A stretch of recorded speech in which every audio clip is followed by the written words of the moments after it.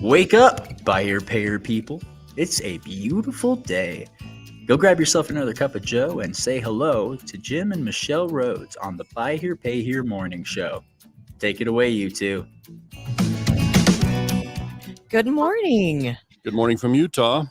We got Jeff Martin on with us this morning from the Texas Independent Auto Dealers Association. So we're excited to have him join our audience. And by the way, Jeff, this is a great chance to promote the conference because that was our first announcement. Our audience at the BHBH Morning Show, our following is up to like 6 or 7 people now. So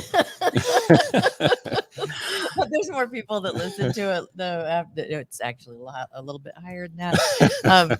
Yeah, we get a lot of people that will download them on the different podcasts, the syndicated podcast stuff, and so it's been kind of fun to watch. So car dealers are mostly our audience, and they're on the move. So some join live, more listen to it as a recorded event after the fact. But anyway, we're glad to have you with us and appreciate you jumping in for White Hat Wednesday. You're an excellent guest for us to have to talk about. Absolutely. The white hat way, as we call it, and kind of what we call the good guy and good girl approach to the buy here, pay here business. Yeah. So welcome.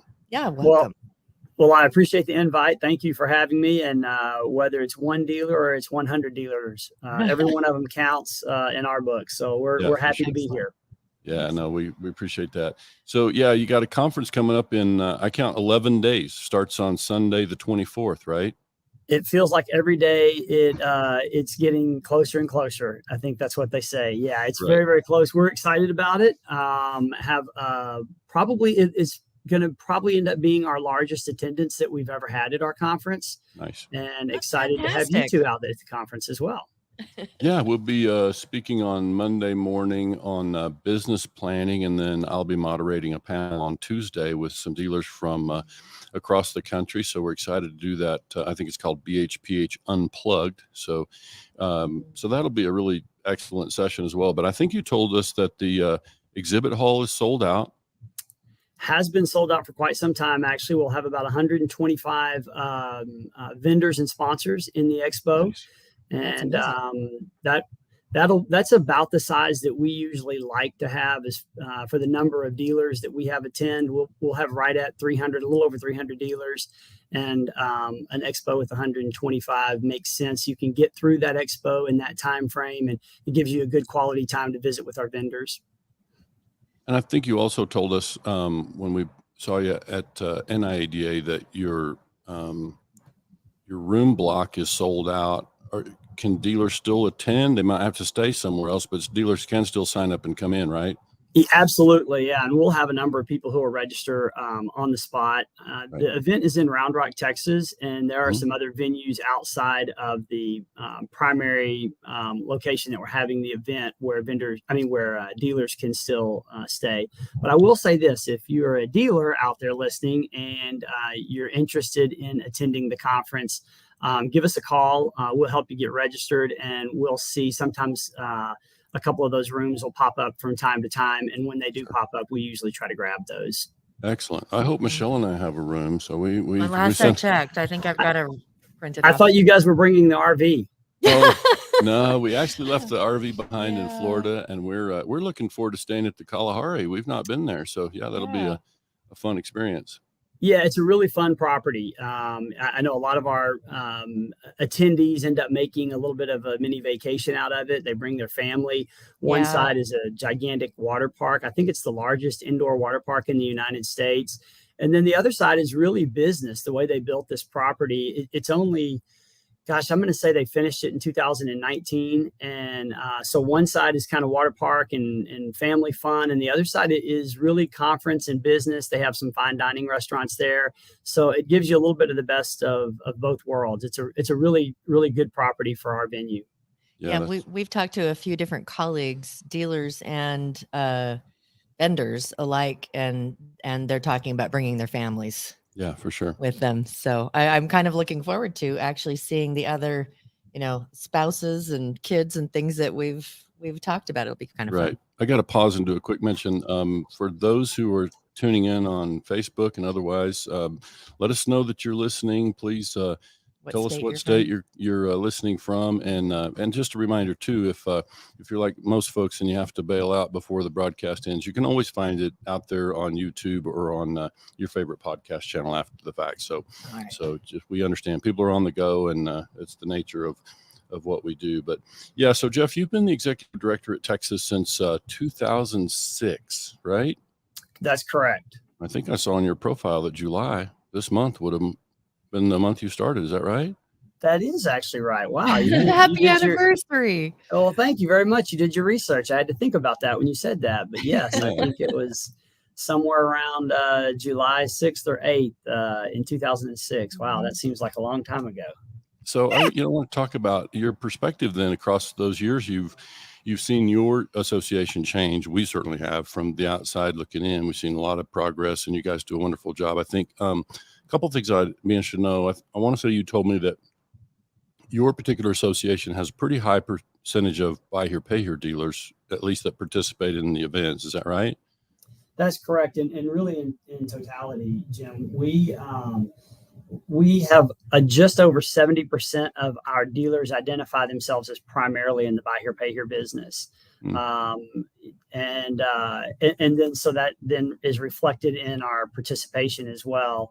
Our conference has changed a little bit over the last 7 to 8 years, where we have started seeing more or more retail dealers come in. And some of that is because, and you know this better than I do, Jim, but the landscape has changed in our industry a lot. And so what we're seeing is a lot of hybrids, where someone might have identified themselves as exclusively buy here, pay here in the past. Now they identify themselves as primarily buy here, pay here, but they also will do a little bit of retail. And some of that has to do with the price of vehicles. But yeah, we're about a 70%, or our membership makeup is about 70% primarily buy here, pay here. Good. So, we probably have a few listening in from Texas. I see Amanda Sanchez. Good morning, Amanda. Yeah. She's listening in from Alabama this morning, but and Amanda, this is something for me to kind of get a plug in out there. Amanda is somebody who does accounting. So most of you dealers out there have a stack of payables going out this week.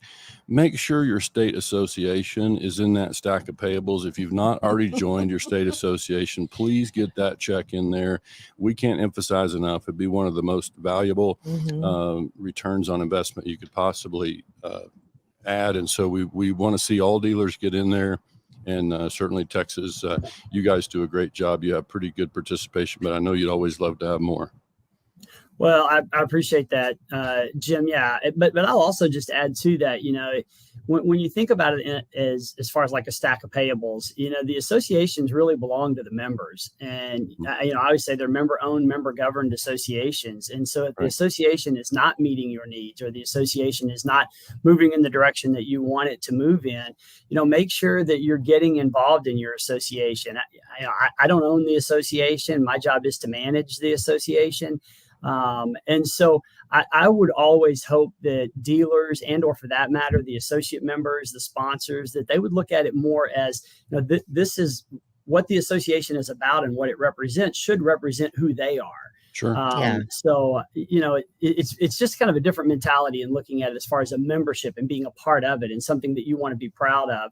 So if the association in your state's not moving in the direction that you want it to, and that goes for Texas as well, I encourage you to get involved in the association, because it does belong to the members.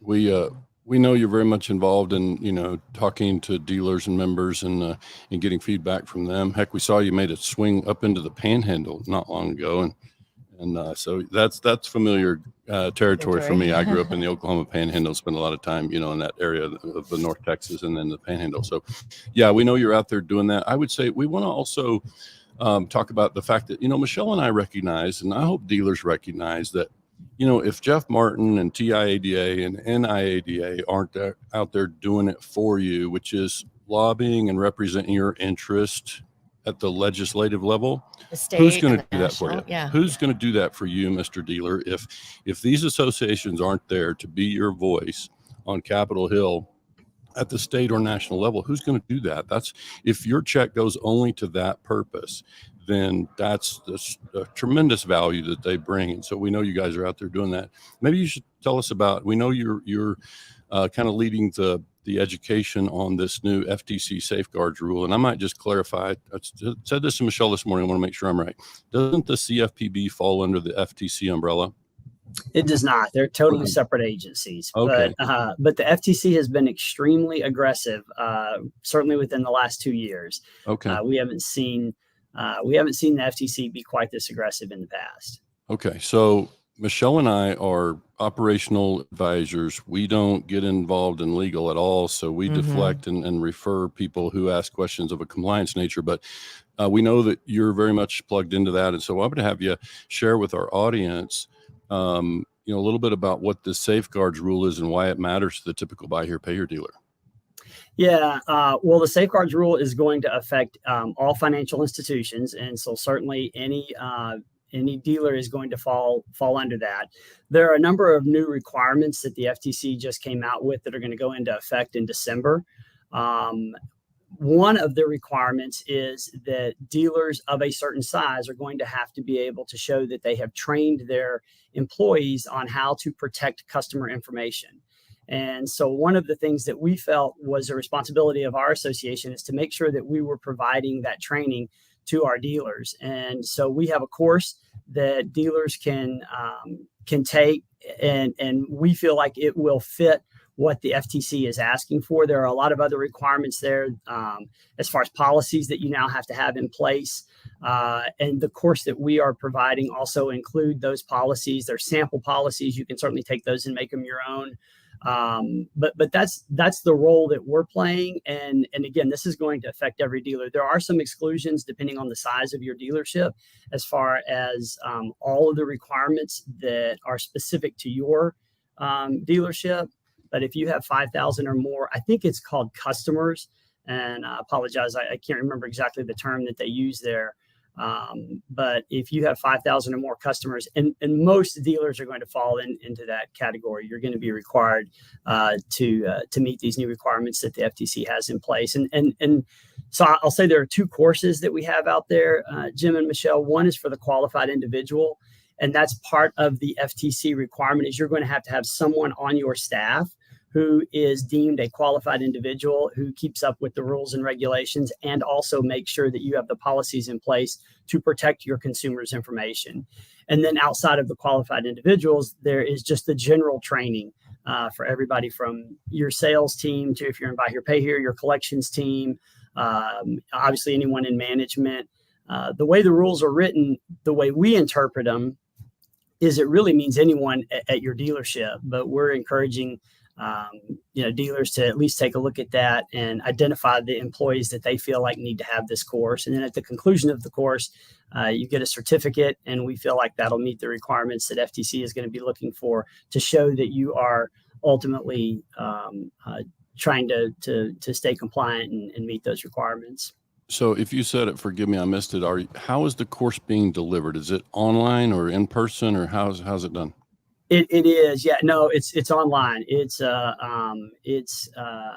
course that you can sign up for. The qualified individual takes about 50 minutes. The course for an individual employee takes about 30 to 35 minutes. There's some test questions in the middle of the course that are required just to kind of verify that you're actually taking the course. You're not just clicking through the slides. And we really put that in place for our larger dealers who are purchasing bulk courses, and they're assigning those courses to their employees. We want to make sure that they're able to keep up with and see when the employee has taken the course and when they've completed the course. Right. Very good. Somebody just chimed in. Let me just say real quick, Jim, I'm sorry, I didn't mean to step on top of you there. You can go to our website and you can find the course at our website. But frankly, anyone, this is a course that's nationwide, and we have partnered with a number of the other state associations who are promoting the course as well. And you can usually find it through their website. But if you can't find it through their website, you can certainly find it through our website. And I will mention, Jim, for those of you who are in other states, we've set this up as a rev share. As I mentioned, we partnered with Alabama, in fact, is one of the states who's doing a really good job making sure that that their dealer members understand that they need to take this this course. And so we're doing a rev share with them for every dollar that you spend on this course, 50% of it goes back to your association. That's what I was going to ask is, is this Texas specific? And if it's not Texas specific, anyone from across the nation has access to it? So that's wonderful. You guys really. Yeah, no, it's a good question, Michelle. Yeah, it's a good question. And like I say, the states have been doing a great job in pushing this information out there. Right.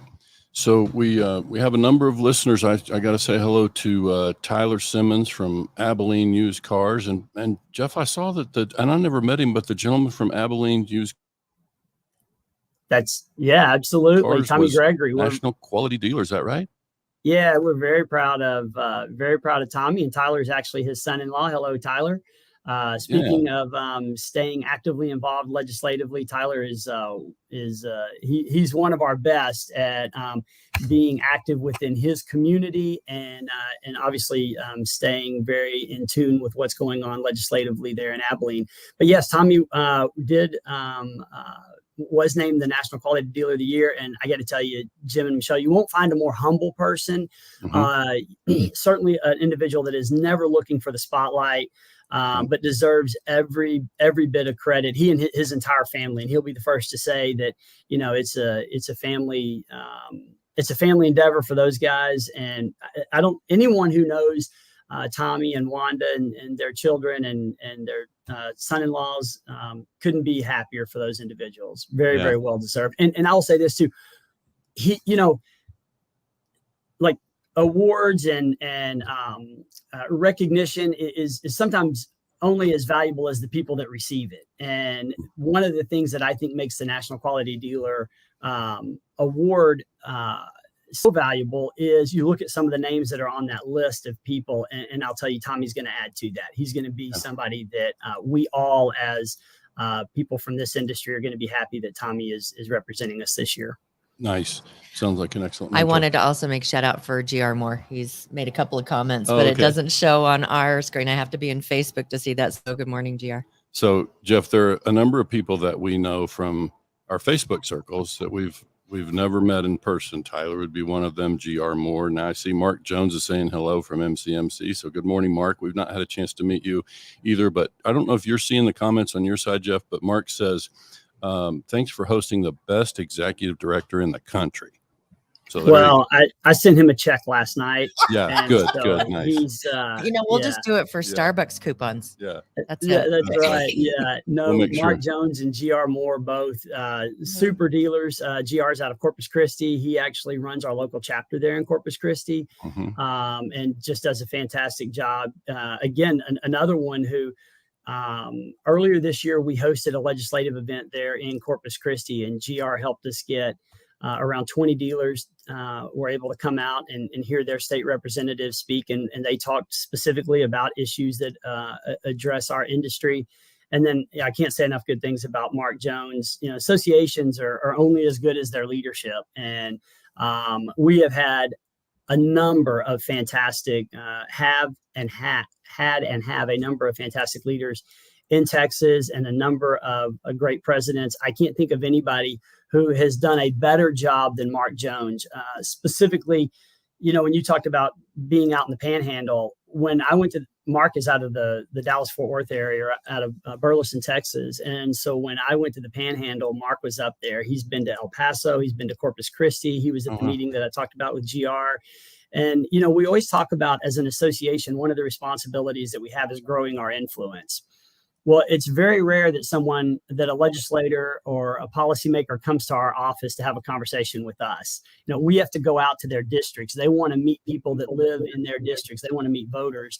And so we've made a concerted effort to do that. And Mark Jones has traveled the state from literally from El Paso to Beaumont. It's a big state. One day we went to a local luncheon in Beaumont. And so for those of you who know Texas, it's about as far east Texas as you can get. And the next day we were at a local chapter event in El Paso, which is about as far west Texas as you can get. And it just shows the commitment, the members of this association, the commitment that they have to the association. And that's what makes the association successful. Yeah, for sure. Well, good leadership helps, Yeah. and we see that you guys are doing that, and so it's wonderful. And I didn't prepare you for this question. I wonder, and you can maybe answer this, but I wonder the flavor of the conversations, like when you're at the table in these conversations with some of the leadership, whether it's FTC, any of these kind of things, the conversations that happen. We know, Jeff, that you represent a lot of dealers who are out there trying to do things the right way. Like we see, those are the folks that are at the conference. They're trying to get better at their business. They're trying to do things the right way. And so, what is your sense of the dialogue, that happens with those folks? Are they like, how do they go about making the judgment about who they're going to target? What's your sense about that? Yeah, well, that's a great question, Jim. And let me just back up real quick and say, so when it comes to the FTC and when it comes to CFPB, those are federal agencies, and we really lean on NIADA to take the lead with those particular agencies. But as it relates to our states and what state executives, kind of a responsibility that we have is, number one, building that relationship, and then number two, it's mostly education, Jim. When you talk about White Hat Wednesday, it's not just in our industry. I mean, there's a lot of white hats out there. There's a lot of people that want to do things the right way, whether they're in the towing industry or they're in the dismantlers or the crushers or the vehicle storage facilities, whatever the case may be. There's a lot of good people out there. And what ends up happening, just like it does in our industry, every now and then you'll have a couple of knuckleheads, and they will do something that gets the attention of legislators and policymakers because it comes to them through their constituents. Right. And then the legislators or the policymakers, they say, well, we'll step in here and we'll fix this. And so I think our responsibility, number one, is to make sure that they know that we're here as a resource. Anytime they have a question about this industry, they can reach out to us. And then the second part of that is educating them, because we always say every bill is somebody's bill. There's never a piece of legislation that just magically appears. Someone is working behind that. And sometimes there are unintended consequences to that bill. And if the legislator doesn't know about those unintended consequences, they're not aiming to fix that. So when you said, Jim, when they're targeting something, they're trying to fix a specific thing. And many times the bill that they introduce will be fixing whatever that specific thing is. But there's all these unintended consequences, specifically when you start looking at, lien holder issues. There can be situations that pop up where we need to go in and make sure that we educate them. The best position for us to be in is that when a legislator sees a bill or when a constituent comes to them and has a concern or an issue, the best position we can be in is that they call us and they say, hey, I have a constituent who has a concern about a title issue, or they're not getting their titles transferred in time, or whatever the case may be. Can you explain that to me before we move forward? And so that's in my I guess, to answer your question, Jim, and I know I'm going a long way about answering it, is that there's two parts. One is to build that relationship and make sure that the legislators know that when they come to you, you're going to give them good information. And then the second part of that is to be able to identify those bills and go in and convince the legislators that it's either bad or potentially that we can make some adjustments and make it work for our industry. Right. Because you really want it to work for both sides. You don't want to just go in and just be known as the person who goes in and tries to kill bills, because eventually, the bills belong to legislators. And so you want to build those relationships, and you want to step in and say, hey, how can we help you solve the problem you're solving, but not significantly damage the industry that we represent? And I'll tell you, 9 out of 10, if not 10 out of 10 legislators, that's what they want as well. Sure. So, I wrote an article that appeared in Texas Dealer Magazine in May, and I wrote about the CFPB, and this was just kind of a fun little kind of imaginary tale that I wrote about how it'd be fun if I could spend a few minutes with the CFPB and kind of share with them my own perspective on this industry. And there's several things that we see. One of the things that Michelle and I try to do with the White Hat Way is to spotlight dealers who are out there, doing things the right way, trying to take care of customers, focusing on customer retention, and really kind of being champions for the customer. And so that's kind of where we come from. And when I wrote the article, that's kind of what I was trying to be the voice of those folks who are out there they're trying to do the right thing. And I think sometimes the agencies, and this is bound to be true at the state level too, I don't know that the folks who are up there on Capitol Hill get to really see deep enough into the weeds to understand the challenges that so many of the dealers that we work with face. Like there are a lot of, there are a lot of challenges that they do and risks that they take. So very real cash risks that they take in serving this customer who, we describe as unbankable, and we're trying to be a solution for them and buy here, pay here. And so I just think that that's one of the things that I would always be trying to do, is trying to spotlight dealers who do it well and to help those agencies understand the real risks and the challenges that those dealers face trying to be a solution. Yeah, and I thought your article was spot on, Jim. Certainly appreciate you contributing to the magazine. And I think that, that was a good voice for so many of the people who feel like sometimes they are, under attack or being attacked. When you see, the FTC coming out with these new rules, it implies that you're not protecting your consumers' information, or you're not protecting your consumers' data.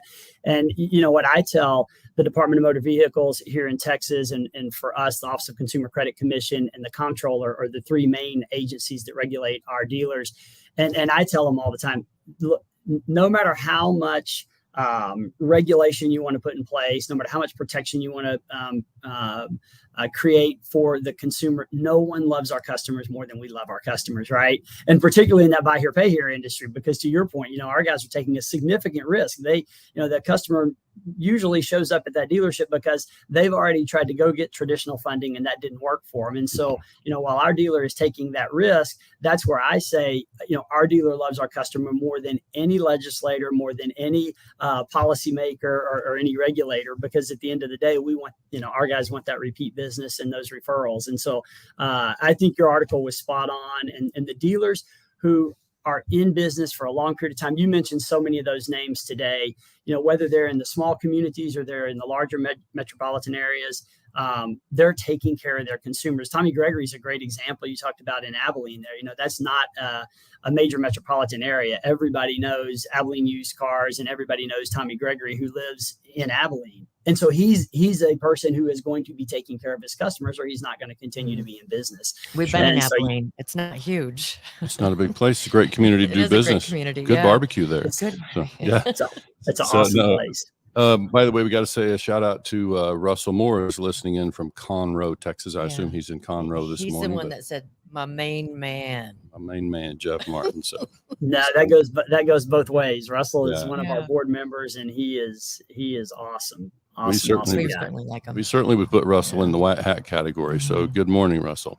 So I think that's kind of what we see. Is I think the other thing that, and I'll try to remember to email you a picture that circulated on Facebook, because I know you're not a Facebook user, but there's some pictures that came up through that we had a really interesting dialogue out there. There's some private Facebook groups that are buy here, pay here centric, and there were some photos that circulated. I think it's kind of takes you inside the price that dealers sometimes pay for trying to be a solution for this customer, that they serve. And so I think it's just important for all of us who are out there, representing dealers in this space to understand that piece of it, so that, we can remember that when we're speaking on behalf of dealers. And the pictures were of what the asset looks like after repo.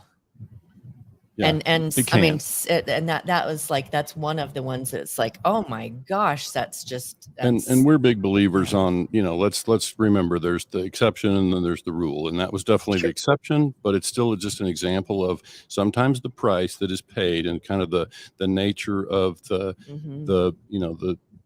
consumer segment that we're trying to serve, and we're all trying to be a solution, and we feel their pain. We're trying to create solutions, and sometimes we suffer for that. And so I'm just trying to make sure that, folks out there understand that that's part of the thing that happens. And that doesn't give any dealer out there the license to do anything abusive, certainly. So that's what I also try to say in my article is, I'm happy to defend dealers, and I'm not an attorney, but I'm happy to speak up on behalf of dealers who are, out there trying to do the right thing and do right by customers. Right. Yeah. No. Yeah. You're 100% right, Jim. There's two sides to every story there, and I think that our responsibility is to make sure that we understand that there are some. Like I had mentioned earlier, every now and then you're going to have some dealers that maybe aren't viewing things through the white hat lens. But for the most part, we are. And what ends up happening, and you know, the people that are listening on this on this broadcast certainly know this.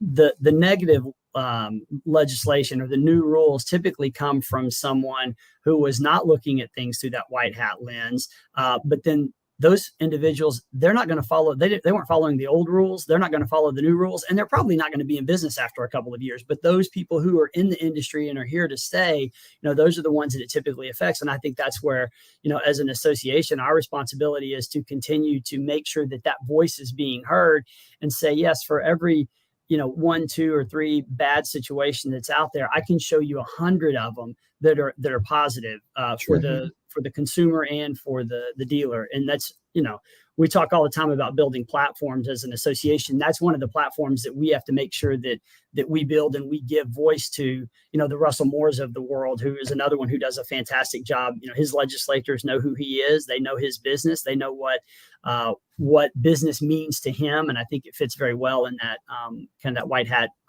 mentality that you guys are talking about all the time.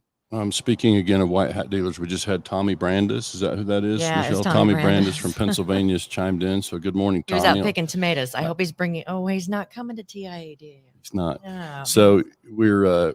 It's probably time to wrap up here. You're a busy man. We know you got other things to do, and I would just tell folks 2 weeks from today will be Wednesday. TIADA conference will have ended, and many of you will be saying, dang it, that was this week. I should have been there. And so we would just remind you, if you haven't booked, we would urge you to get in there. And Michelle and I are looking forward to seeing lots of dealers and a lot of our industry you know, connections at the event. And again, she and I will be speaking on Monday morning, the 25th, on business planning. And we've shared out there, Jeff, that we certainly, from a new dealer to a well-established dealer, we think they're going to get everything they came for and a whole lot more in that session. So we urge people to join us for that session. And we're grateful for the invitation. We're looking forward to being there. And then, of course, the dealer panel on Tuesday as well. So, and we will be in Texas for our morning show on the 25th, Monday. And we will be broadcasting live from the Kalahari. From the Kalahari somewhere. So that will be what's really nice is when we were in Vegas for NIADA, that was a 6 a.m. call. Oh, yeah. This one's an 8. Yeah. So that will be that's going to be exciting. Yeah, you guys are going to go on just before our opening general session, which is we have a really unique opening general session this year. Chad Randash, who is a buy here, pay here dealer out of Montana, is teaming up with a magician that does keynote opening general sessions. And we've been working on it for a couple of months. It's going to be awesome. It'll be the most unique opening general session you've ever been to. I love it. I love it. You know, the first time I met Chad Randash was when I moderated a dealer panel at TIADA some years ago. So I know Chad and haven't seen him much lately, but yeah, I look forward to that. And so again, Jeff, thanks for joining us. We appreciate you taking time to get in here with us. And we look forward to seeing you out in Austin in about 11 days. Yeah. So if you've enjoyed what you've heard, please feel free to go to YouTube, like and subscribe the channel there. And if there are some things that you've heard Jim and I speak about today or other days that we might be able to help you with, please don't hesitate to reach out. You can find us on octane.group, which is our website,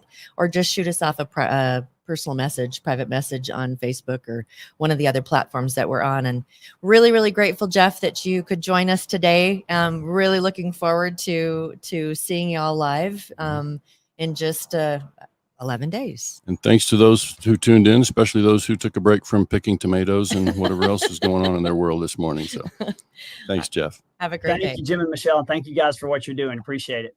Thank you. Bye.